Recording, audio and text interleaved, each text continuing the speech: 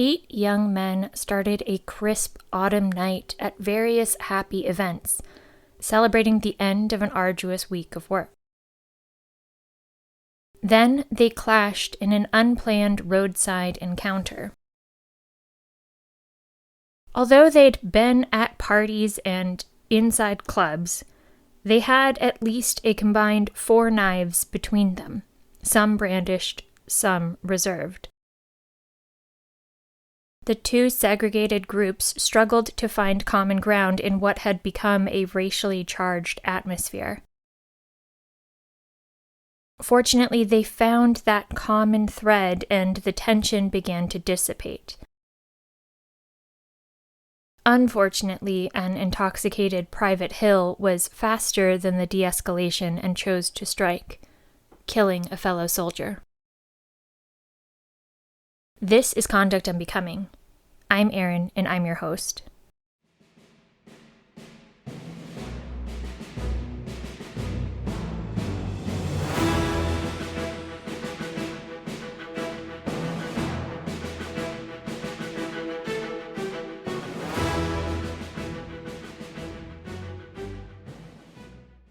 In April 2013, Jeremiah Hill joined the Army out of his hometown of Chicago.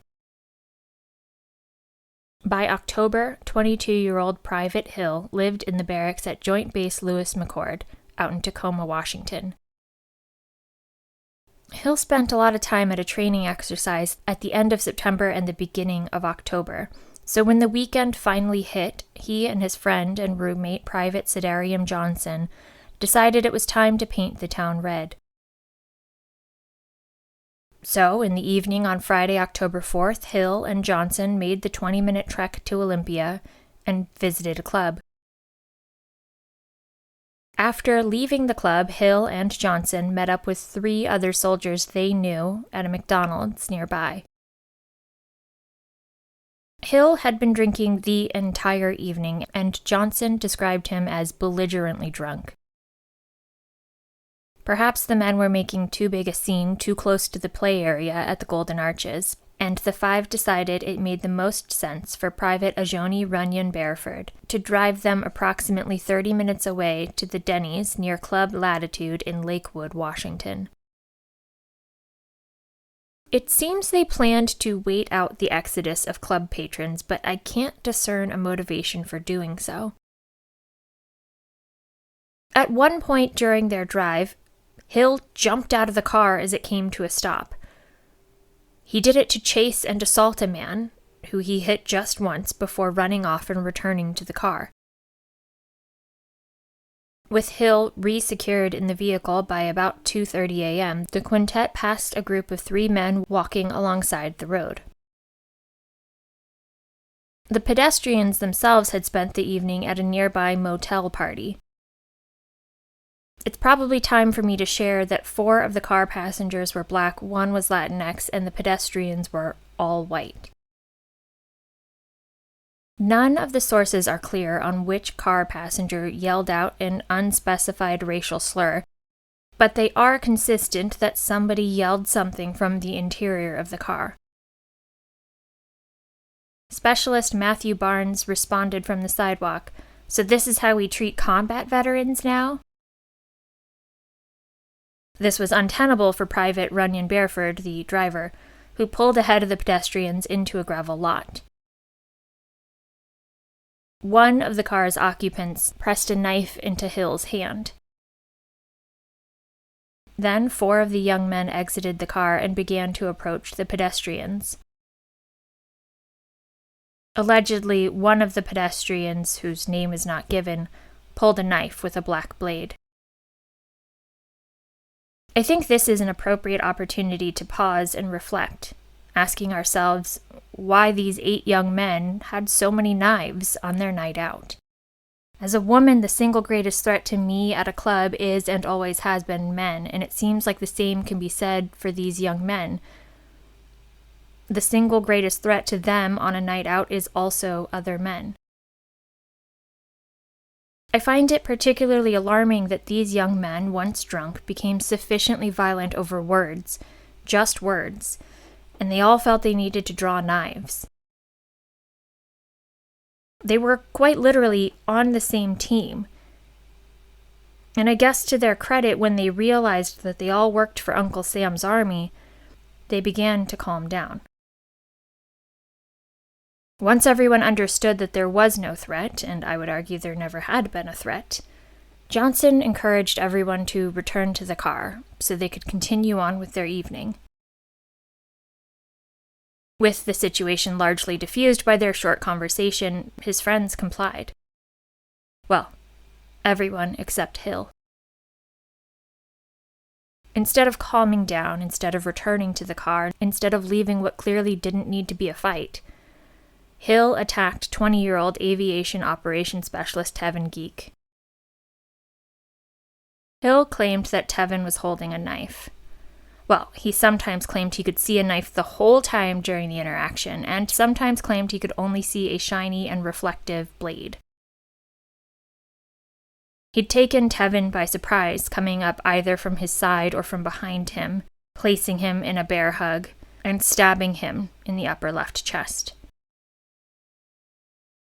Hill stabbed Tevin with enough force that he completely cut through Tevin's left fifth rib. The knife also cut a 1.5-inch incision into the front of Tevin's heart. Hill emerged from the ruckus with a cut on his hand. It was later discovered that Tevin did have 2 knives affixed to his belt. Both had matte black blades. Neither would have reflected the light and caught Hill's eye, even if Tevin pulled it out. But Hill was the only one who ever claimed to see Tevin brandishing a knife or making any other threatening gestures. When the gravity of the situation and the seriousness of Tevin's injuries became clear to the men, Hill remained calm while everyone else began to panic. The men clambered back into the car and returned to JBLM. Hill didn't mention stabbing Tevin in self-defense during that ride. To his friends, he only admitted cutting Tevin. Johnson took control of the situation, directing Runyon Bearford to drive to Tillicum, to pull over, and to throw the bloody knife into the roadside brush. Back at the roadside, Barnes tried to stop Tevin's bleeding with his right hand while dialing for emergency services with his left. As he finished relaying their location to dispatch, he felt Tevin's heart stop beating. When Hill returned to his barracks room, he received care from the unit medic for the cut on his hand. And when the medic asked how he'd come to cut up his hand, Hill casually explained that he'd stabbed a dude. Nearby, Runyon Bearford tried to clean Tevin's blood from his car before parking it several blocks away to try and avoid detection. The next day, Johnson confronted Hill with the news report that a man had been stabbed to death in the Lakewood area, and Hill replied that he didn't give a fuck. The unit medic who'd treated Hill's hand reported Hill's comment to his sergeant. The sergeant also asked Hill how he sustained the cut to his hand, and Hill explained that he'd injured it cutting vegetables. Perhaps an avocado injury. When Hill later sought medical attention from the hospital for his hand, he claimed he sustained his injury cutting parachute cords. I'm not sure how believable any of these claims were, because rule number 1 about cutting things is that you don't cut down directly into your hand. Later, Hill explained that he had this cold and callous approach to explaining what happened because he'd been drinking. He believed his drunkenness had transformed him into being cocky. And cockiness doesn't feel like quite the right attitude, quite the right descriptor, because after Johnson confronted him with the news report about a dead man in Lakewood, Hill told him, "We're going to beat this. It is self-defense. I'm going to say self-defense." He left his bloodied clothes in his room, where they were later recovered by investigators. Investigators were perplexed, initially evaluating whether the crime was racially motivated or was perhaps a hate crime. Throughout the investigation and eventual trial, Hill maintained his self-defense claim. This in spite of the fact that every other witness described him attacking Tevin from behind or the side. Hill had yet another story for his hand injury when it came time for trial. He testified that he sustained the injury to his right hand on the blade that Tevin brandished, the blade that nobody else saw, the blade that was not recovered, the blade that allegedly Hill saw from behind Tevin. He tried to bolster his claim about how he sliced up his right hand by testifying that he stabbed Tevin with his left hand. Civilians originally retained jurisdiction over the murder, seeing as it took place off base, but everyone involved was in the Army. So in December 2014, they agreed to transfer the matter to the Army for prosecution.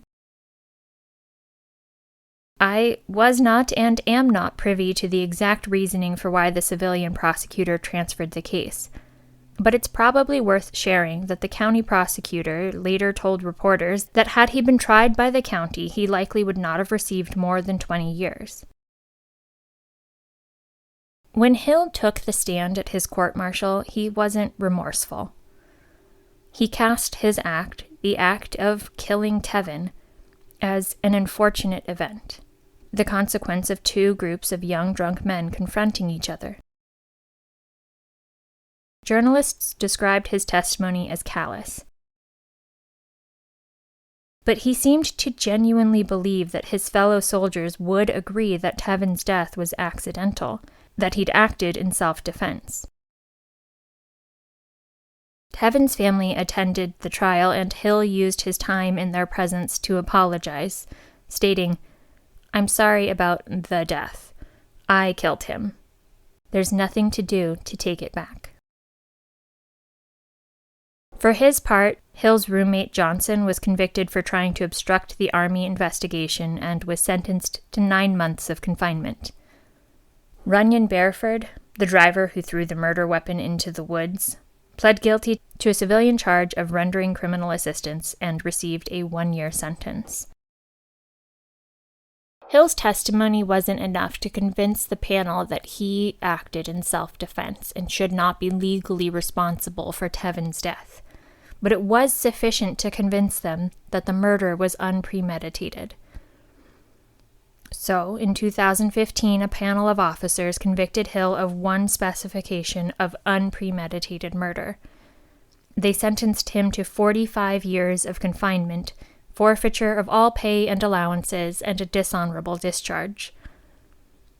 He waited until Tevin's family left the courtroom before shouting an expletive in reaction to his sentence.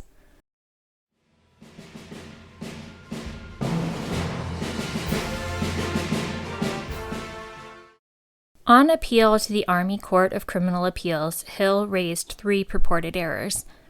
The court concluded only one error merited discussion, and none of them warranted relief. Hill's 3 claims all alleged prosecutorial misconduct, but the 2 I find most interesting are his arguments about when government counsel characterized Hill's testimony as all a lie, and his argument about government counsel implying that defense didn't present sufficient evidence to disprove the government's case. The first argument, predicated on government counsel calling Hill's testimony dishonest, is a bit of a red herring. Those statements were made during closing arguments, and closing arguments are just that. They're argument. They are not fact. Even if a panel is not naturally inclined to make that distinction, each panel is advised as part of their panel instructions that argument is not fact. Further, the government counsel phrased his argument carefully. He explained in his closing that the details Hill provided and testified to were lies, that he couldn't see the flash of a matte black knife that evening, that 5 people testified they saw him attack Tevin from the side or from behind, hardly in response to Tevin purportedly brandishing a knife at Hill, hardly self-defense. The prosecutor didn't just get up there and baldly state that Hill was a lying liar who lies and make assertions about his character. He was specifically countering claims Hill made. And there's a slight temptation to classifying that second argument as silly, but it's based on a technicality that really does matter. Hill argued that the prosecutor implied he didn't present sufficient evidence to disprove the government's case. That argument, which Hill dressed as prosecutorial misconduct, was actually an argument that the prosecutor impermissibly shifted the burden of proof. Hill and defendants like him are not required to disprove the government's case. No one is required to prove their innocence. The thing we can all do well to remember is that under the system of laws that America created, we are each innocent until the state, whether that be one state or the United States, proves us guilty beyond a reasonable doubt. To allow a prosecuting agency to bring charges and demand that an accused prove themselves innocent would be a wholesale abandonment of the ideals of law that tether our very society. A total abandonment of the tenets of due process and the system of laws we've created in the last 250 years. But digging more specifically into Hill's argument, he asserted that the government counsel improperly commented on his counsel's failure to cross-examine the government's witnesses. But here, the context is also significant. It wasn't just that the prosecutor got up and threw around allegations that Hill's defense counsel sucked and hadn't proved his innocence. Instead, Hill's defense counsel had attacked the credibility and observations of the government witnesses. Defense counsel said the four guys in the car with Hill were only concerned with themselves, and that the panel shouldn't rely on their statements to convict Hill of premeditated murder. In response, the government counsel pointed out that the four witnesses told generally the same story as one another and generally the same story over time. Government counsel continued that if defense counsel found that testimony to be egregious and found the four to be incredible, they could have, and I would argue should have, cross-examined them rigorously to tease out any issues defense counsel had with their testimony. And defense counsel had either been unable or unwilling to do so. It's worth noting that during the trial, defense counsel didn't have much interest in objecting to everything Hill later complained of in his appeal to the ACCA. Absent a contemporaneous objection at trial, the ACCA reviewed the supposed misconduct for plain error and found none. Hill appealed further to the Court of Appeal for the Armed Forces, but it doesn't appear that they granted him review. Thank you for listening. If you enjoyed today's episode, please share it. I invite you to submit case suggestions and feedback to conductunbecomingpod@gmail.com or on conductunbecomingpod.com. Join me next time for a case that will leave you wondering how those around you really take their coffee. Until then, take care.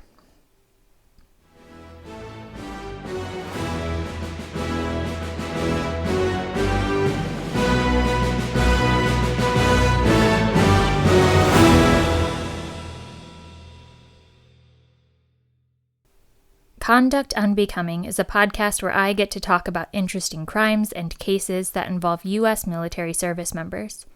I research, write, and produce the podcast myself. The opinions expressed are my own, and perhaps it's obvious. Conduct Unbecoming is not approved, authorized, or endorsed by the Department of Defense.